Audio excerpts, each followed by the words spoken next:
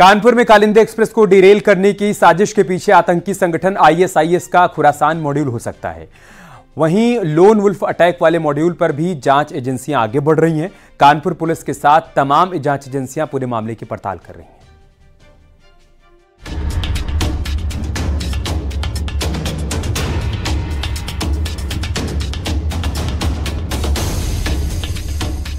कानपुर में train derail करने की हर एंगल से जांच की जा रही है। जिस तरह ट्रैक से गैस भरा सिलेंडर बरामद किया गया, उसके बाद आतंकी साजिश से भी इनकार नहीं किया जा सकता। वहीं आईबी और एनआईए की टीम इस मामले की गहनता से जांच कर रही है। जांच एजेंसियों को साजिश के पीछे पाकिस्तान की खुफिया एजेंसी आईएसआई का हाथ होने का शक है। मौके पर पहुंची क्राइम ब्रांच की टीम ने भी रेलवे ट्रैक के आसपास की झाड़ियों को खंगाला ताकि कोई सुराग मिल सके।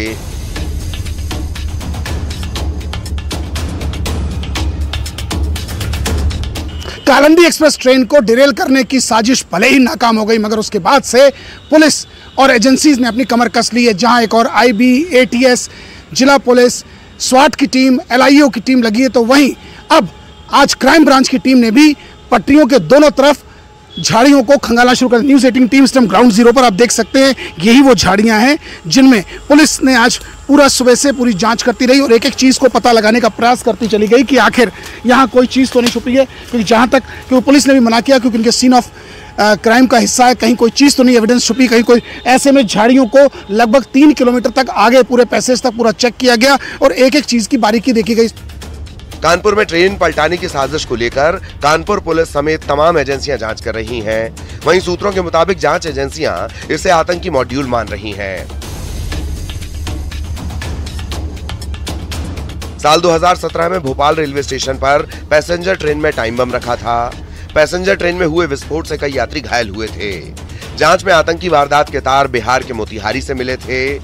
बिहार में हुए रेल हादसे के आरोपियों से इसके तार जुड़े हुए थे। दुबई में कारोबार करने वाले नेपाल के शमशुल हुदा का नाम सामने आया था। अब तक हुई तफ्तीश में कालिंदी एक्सप्रेस के जिस डिब्बे में पेट्रोल और बारूद मिला, उसका कनेक्शन कन्नौज के छिबरा मऊ की दुकान का है। सूत्रों के मुताबिक ये रेलवे पर लोन वुल्फ अटैक की कोशिश हो सकती है। जांच एजेंसी जांच में जुटी है। जहां एक और RPF, ATS, IB, crime branch लगी है, तो वहीं ट्रेन का संचालन फिर से शुरू कर दिया गया है। 25 से 27 मिनट जरूर रहा, उसके बाद से पटरियों पर अब उसी रफ्तार से देखिए ट्रेनें दौड़ने लगी हैं। अब देखा जा सकता है कि ये वो अनवरगंज ट्रैक है जहां ट्रेन चल रही हैं और ट्रेन का संचालन शुरू हो चुका है। आरपीएफ, जीआरपी और लोकल पुलिस अब पैनी नज़र बनाए हुए है ट्रैक्स पर पूरी तरीके से, ताकि भविष्य में इस तरह की घटना की पुनरावृत्ति न हो। और ऐसे में एजेंसीज भी जांच में जुटी हैं और इस बात का पता लगाने में लगी हैं कि वो कौन कल्प्रिट है, वो कौन एजेंसीज है, वो कौन संगठन है जिन्होंने इस घटना को अंजाम दिया। कानपुर में सिलेंडर से ट्रेन के टकराने के मामले में एक्शन जारी है। पुलिस, एटीएस और जांच एजेंसी 10 किलोमीटर के रेडियस में पूछताछ कर रही हैं। शिवराजपुर टोल प्लाजा पर पुलिस टीम ने सीसीटीवी का डीवीआर कब्जे में लिया।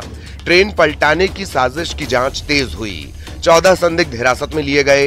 एटीएस की हिरासत में 4 संदिग्ध जमाती बताए जा रहे हैं। संदिग्ध पुलिस के साथ तमाम जांच एजेंसियां अलर्ट पर। जांच एजेंसियों ने कानपुर में डाला डेरा।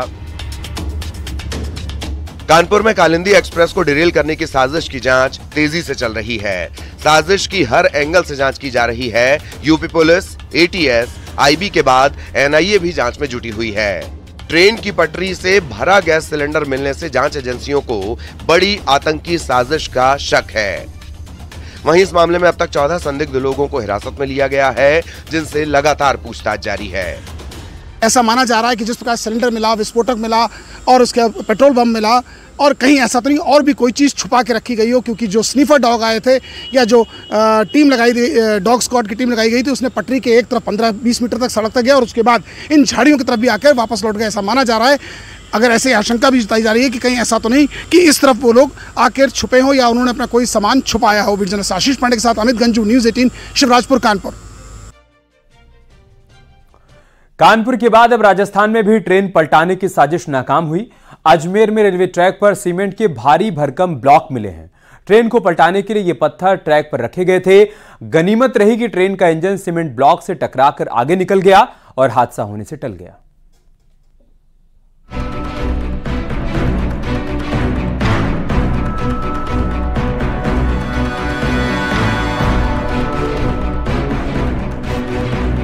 कानपुर में ट्रेन को डिरेल करने की साजिश को अभी 24 घंटे भी नहीं हुए थे कि एक और साजिश का पर्दाफाश हो गया। रात के अंधेरे में राजस्थान के अजमेर में एक बार फिर ट्रेन को पलटाने की कोशिश की गई। इस बार उनका टारगेट कोई एक्सप्रेस या पैसेंजर ट्रेन नहीं बल्कि एक मालगाड़ी थी।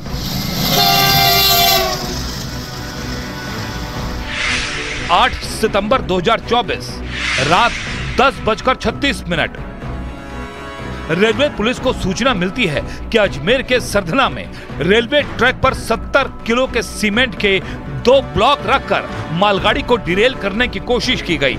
गनीमत रही कि ट्रेन सीमेंट ब्लॉक को तोड़ती हुई आगे निकल गई और कोई बड़ा हादसा होने से बच गया।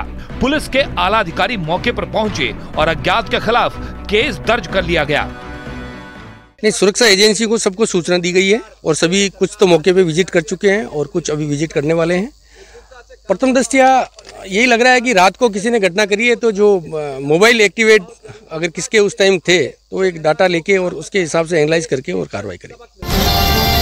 जानकारी के मुताबिक मालगाड़ी फुलेरा से अहमदाबाद जा रही थी, तभी डीएफसी कॉरिडोर के पास मालगाड़ी को पलटाने की साजिश रची गई। ट्रेन के तेज रफ्तार में होने के चलते वो सीमेंट ब्लॉक तोड़कर आगे निकल गई। पुलिस और रेलवे प्रशासन दोनों ही मामले को गंभीर बता रहे हैं। देखा मामला तो सीरियस है, अब हम इसको पुलिस के साथ मिलकर कोशिश करेंगे जल्दी वर्कआउट करने की। क्या लगता है सर मकसद? मकसद तो जब तक क्रिमिनल्स पकड़ नहीं आएंगे उनका क्या मकसद था वो तो वही बता सकता है, लेकिन हाँ मैटर सीरियस है, इसमें कोई शक नहीं। यह हरकत मालगाड़ी को लूटने के इरादे से की गई थी या फिर किसी अन्य अनहोनी और दहशत फैलाने के लिए इसे अंजाम दिया गया। पुलिस इस गुत्थी को भी सुलझाने में लगी है।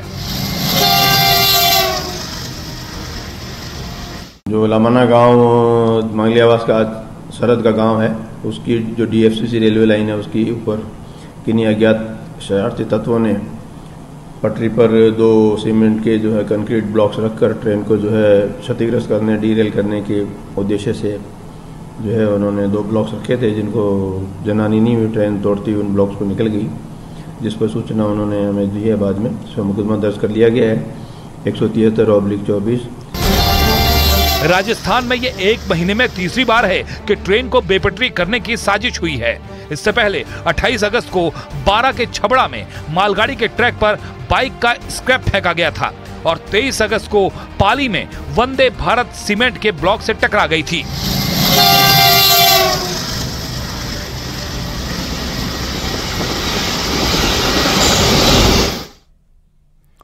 खबर हरदोई से, जहां पर 4 किसान पानी की टंकी पर चढ़ गए और आत्महत्या करने की धमकी देने लगे। दरअसल किसान अपनी समस्याओं को लेकर प्रदर्शन कर रहे थे, लेकिन किसी भी जिम्मेदार अधिकारी ने जब उनकी सुध नहीं ली तो किसान जल निगम की टंकी पर चढ़ गए और वहां से कूदने की चेतावनी देने लगे। हालांकि मौके पर तत्काल पुलिस पहुंची, लेकिन जिम्मेदार अधिकारी फिर भी नहीं पहुंचे।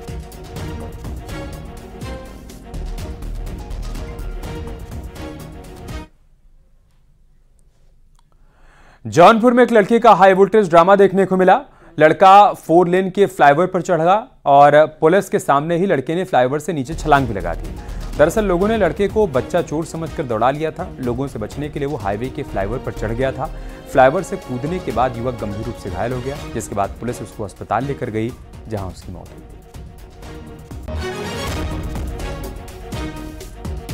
गई। रात 3 बजे गाँव वालों ने इसको दौड़ाया और ये स्मटिया प्रवृत्ति का प्रतीत होता है और ये रात 3:30 बजे के आसपास ये आके टावर पे चढ़ गया।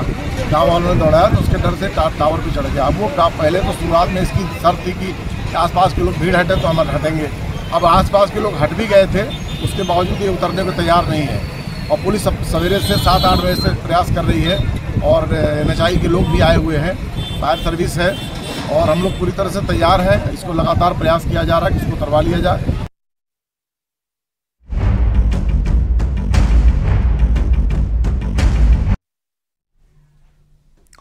उत्तराखंड में कैबिनेट मंत्री रेखा आर्या ने बरेली में केस दर्ज करवाया। रेखा आर्या का आरोप है कि बरेली की कल्पना मिश्रा उर्फ कल्पना चतुर्वेदी और डॉक्टर RC पांडे उनके और उनके पति गिरधारी लाल साहू के नाम और पद का दुरुपयोग कर रहे हैं।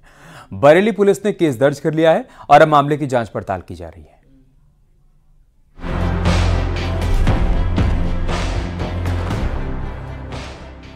उत्तराखंड सरकार में मंत्री रेखा आर्य ने बरेली में कल्पना मिश्रा नाम की महिला के खिलाफ केस दर्ज कराया। रेखा आर्य ने मुकदमे में ये लिखवाया है कि उनके पति गिरधारी लाल साहू का नाम कल्पना मिश्रा ने अपने आधार कार्ड और पासपोर्ट में दर्ज कराया, यानी लिखवाया है। इसके साथ साथ जो बरेली का मकान है मंत्री रेखा आर्य का, जहां पर गिरधारी लाल साहू रहते हैं, उस एड्रेस का भी उसने इस्तेमाल किया है। इसके साथ साथ 7 लाख रुपए कैश वहां से चुराए गए हैं और एक रुद्राक्ष की माला जो स्वर्ण जड़ित है उसको भी वहां से चुराया गया है। उत्तराखंड की कैबिनेट मंत्री रेखा आर्या ने यूपी के बरेली में केस दर्ज कराया है।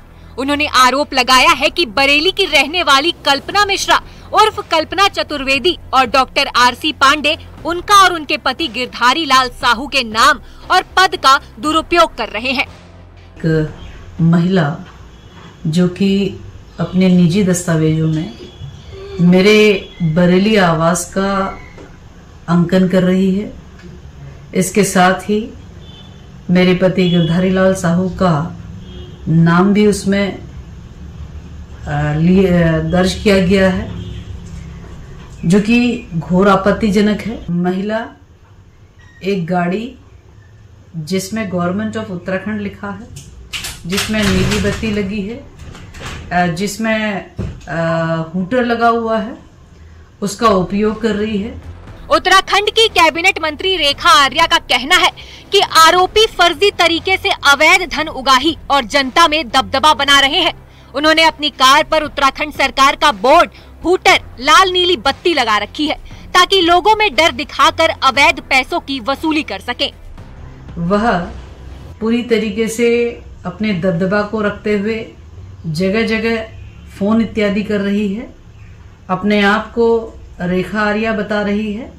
इस प्रकार की जानकारी मुझे जब प्राप्त हुई तो मैंने संबंधित वहां के पुलिस अधिकारी को इस बारे में इस विषय का संज्ञान दिया।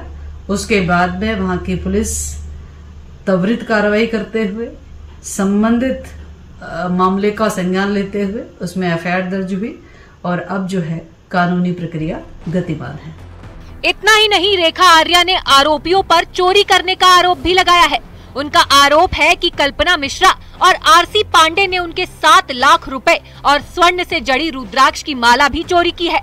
उत्तराखंड की कैबिनेट मंत्री ने पुलिस से दोनों आरोपियों के खिलाफ कड़ी कार्रवाई करने की मांग की है। थाना बारादरी पर एक प्रार्थना पत्र प्राप्त हुआ है, जिसके आधार पर बीएनएस की धारा 318, 338, 336, 3, 340, 2 और 305 बीएनएस में मुकदमा पंजीकृत किया गया है। इसमें कूट रचित दस्तावेज बनाना और धोखाधड़ी करने जैसे आरोप अंकित हैं, जिसके संबंध में थाना बारादरी पर मुकदमा पंजीकृत कर रजिस्टर किया। कितने लोगों का मुकदमा दर्ज किया है? इसमें 2 लोगों के विरुद्ध मुकदमा। उत्तराखंड की महिला एवं बाल विकास मंत्री रेखा आर्या ने बरेली के बारादरी थाने में दोनों आरोपियों के खिलाफ केस दर्ज कराया है। रेखा आर्या की शिकायत के बाद पुलिस ने अलग अलग धाराओं में केस दर्ज किया है और मामले की जांच में जुट गई है। वहीं मंत्री ने कहा कि वो आरोपियों के खिलाफ सख्त कार्रवाई चाहती हैं, ताकि भविष्य में कोई भी उनके नाम और पद का दुरुपयोग न कर सके। न्यूज़ 18 के लिए ब्यूरो रिपोर्ट। अब देखना होगा कि उत्तर प्रदेश पुलिस बरेली में दर्ज इस केस पर क्या कार्रवाई करती है और उत्तराखंड सरकार में मंत्री रेखा आर्या, जिन्होंने कल्पना मिश्रा नाम की महिला के खिलाफ केस दर्ज कराया है, वो कब सामने आकर अपनी बात रखती हैं। और अभी इसमें बहुत कुछ खुलासे होने बाकी हैं कि आखिर कल्पना मिश्रा कौन है, कल्पना मिश्रा का उनके पति से क्या कहीं कोई ताल्लुक है, क्यों कल्पना मिश्रा गिरधारी लाल साहू के नाम का इस्तेमाल कर रही है और क्यों ऐसी नौबत आन पड़ी कि उत्तराखंड सरकार की मंत्री को बरेली में केस दर्ज कराना पड़ा। ऐसे बहुत से सवाल हैं। कैमरा पर्सन संदीप नेगी के साथ दीपांकर भट्ट, न्यूज़ 18 देहरादून।